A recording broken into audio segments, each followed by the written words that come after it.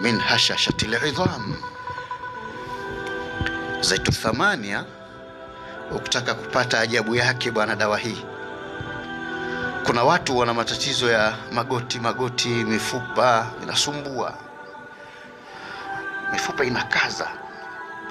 Mtu anatetemeka, akinyosha mguu anaumia.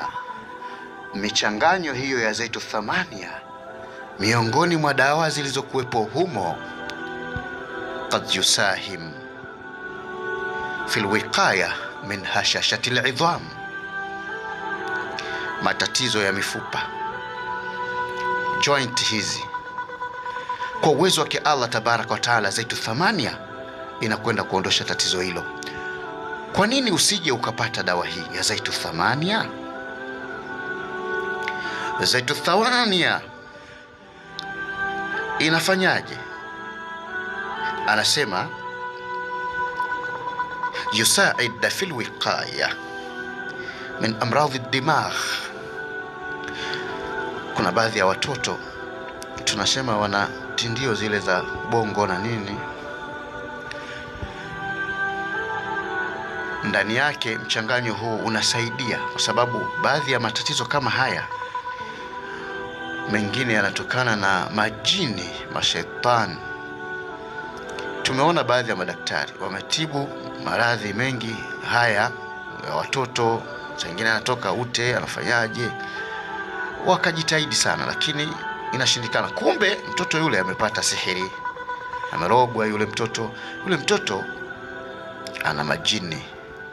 Zaitu thamania inafukuza jini kwa haraka sana. Zaitu thamania inafukuza uchawi kwa haraka sana. Zaitu thamania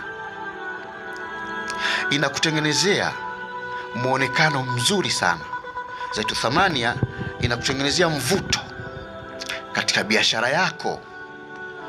Zaitu thamania inakufanya aliyekuchukia na kupenda, kwa sababu ndani yake kuna ayatul mahabba, aya za kutengeneza mapenzi kati ya mtu na mtu zimesomwa mule. Zaitu thamania kwa kuinywa tu inakutengenezea nashat aljismi, manake uchangamfu wa mwili. Unakuta kuna mtu mwingine akilala ameamka amechoka sana, ukipata zaitu thamania inakufanya unakuwa na uchangamfu. Lakini